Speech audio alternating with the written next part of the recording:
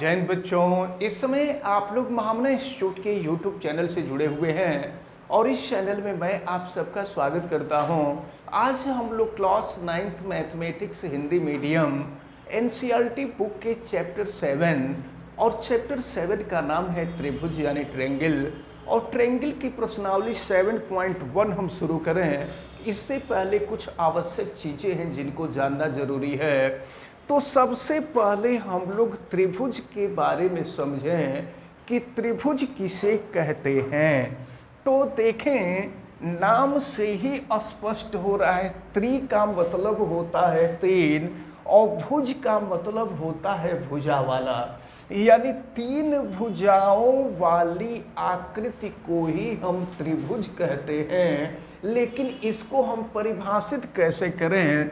देखें, एक रेखा ये है, दूसरी रेखा ये है और फिर तीसरी रेखा ये है। जरा समझिएगा, तो ये तीन रेखाएं हैं और तीनों रेखाएं एक दूसरे को प्रतिच्छेद कर रही हैं, यानी काट रही हैं। तो अब समझिए, हम आपको त्रिभुज की परिभाषा बताने जा रहे हैं। किसी समतल में स्थित तीन प्रतिच्छेदी रेखाओं से बने हुए बंद आकृति को ही त्रिभुज कहते हैं। त्रिभुज में तीन भुजाएं होती हैं।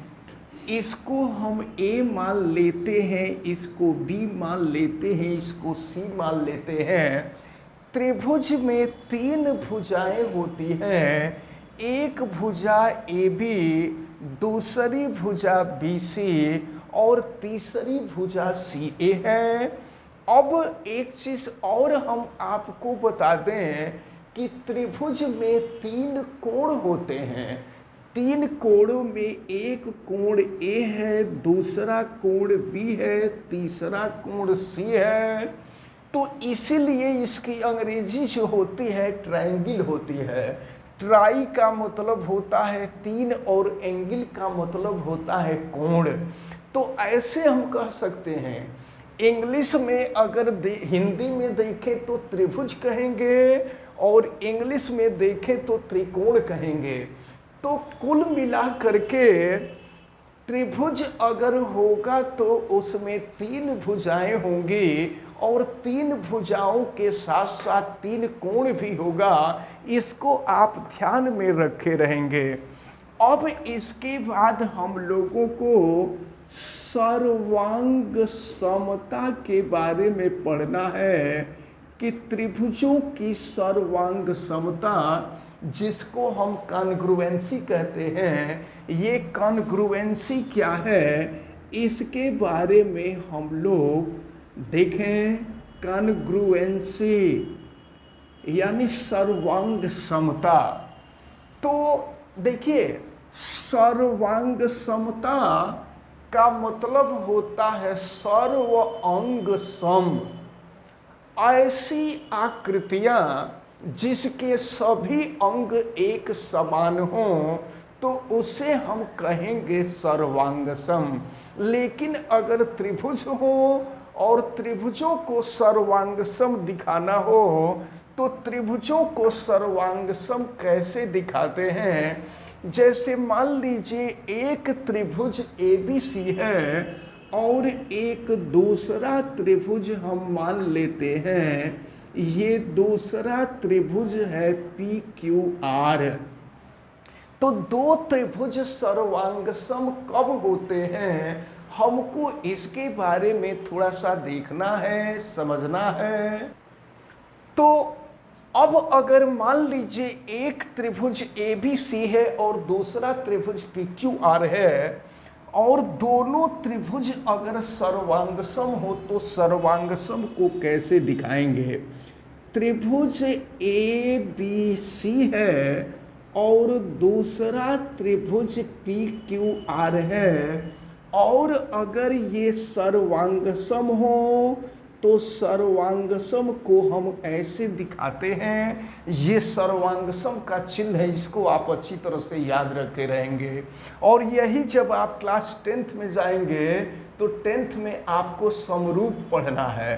तो अब देखें, सर्वांग समता के लिए कुछ नियम होते हैं कि कैसे आप कहेंगे कि दो त्रिभुज सर्वांगसम हैं, जिसको हम सर्वांग समता की कसौटी कहते हैं।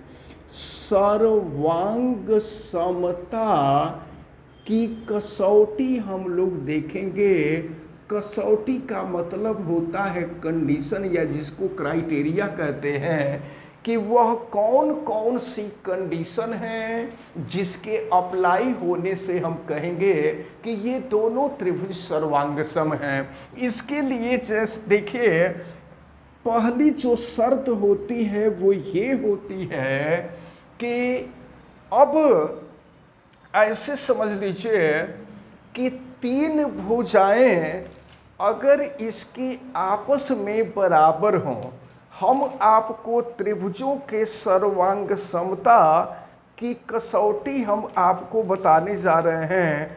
तो त्रिभुजों के सर्वांग समता के कसौटी में हम पहला आपको बता दें कि अगर भुजाओं के अनुपात आपस में बराबर हैं, ये जो दोनों त्रिभुज हैं इनके भुजाओं के अनुपात, जैसे मान लीजिए ये त्रिभुज की भुजा ए बी है और ये त्रिभुज की भुजा पी क्यू है, तो ए बी और पी क्यू का अनुपात, और इसके बाद ये भुजा है ए सी, और फिर ये भुजा है पी आर, और फिर इसके बाद ये भुजा है बी सी, और ये भुजा है क्यू आर।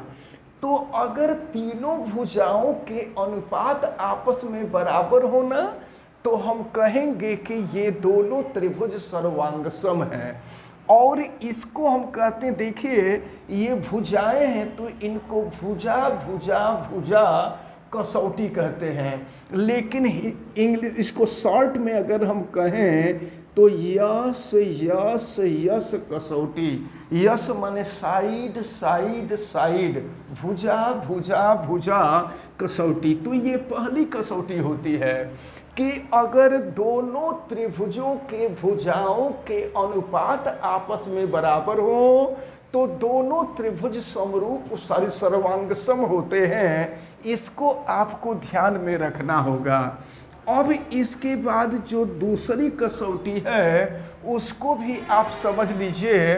जैसे मान लीजिए भुजा ए बी और भुजा पी क्यू दोनों आपस में बराबर हों, ए बी और पी क्यू बराबर हों, और फिर बी सी और क्यू आर बराबर हों, बी सी और क्यू आर बराबर हों। तो ध्यान दीजिएगा, ए बी और बी सी के बीच का कोण बी है, और फिर पी क्यू और क्यू आर के बीच का कोण क्यू है। ये दोनों कोण अगर आपस में बराबर हो जाएं, यानी कोण बी और कोण क्यू आपस में बराबर हो जाएं, तो इसको ज़रा आप ध्यान से देखिएगा। अगर दोनों त्रिभुज की दो भुजाएं आपस में बराबर हों और उनके बीच का कोण भी बराबर हो, तो भी दोनों त्रिभुज सर्वांगसम होते हैं। और इस नियम को हम कहते हैं यस ए यस, सर्वांग समता कसौटी। यानी साइड एंगल साइड, दो साइड बराबर हैं, उनके बीच का जो कोण है उनके बीच का कोण भी बराबर है, तो ये यस ए यस कसौटी कहलाता है। अब इसके बाद एक तीसरा नियम है, इसको भी आप लोगों को समझ लेना है कि अगर मान लीजिए दो कोण आपस में बराबर हो, ध्यान दीजिए, कोण बी और कोण क्यू आपस में बराबर हों,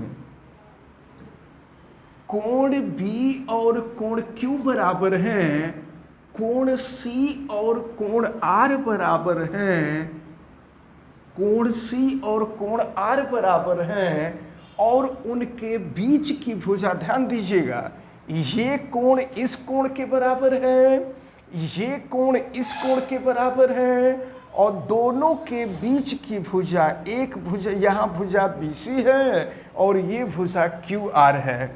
अगर BC और QR आपस में बराबर हो, तो देखिए यहाँ दो कोण आपस में बराबर हो रहे हैं और उनके बीच की भुजा आपस में बराबर हो रही है, तो इसको हम कहते हैं ASA, angle side angle. Angle माने कोण, भुजा कोण, यानी दो कोण बराबर हो और उनके बीच की भुजा भी बराबर हो, तो भी ये दोनों त्रिभुज समरूप सर्वांगसम त्रिभुज होते हैं। इसके साथ साथ ये भी होता है, एक कंडीशन और होती है कि तीनों कोण ही आपस में बराबर हो जाते हैं।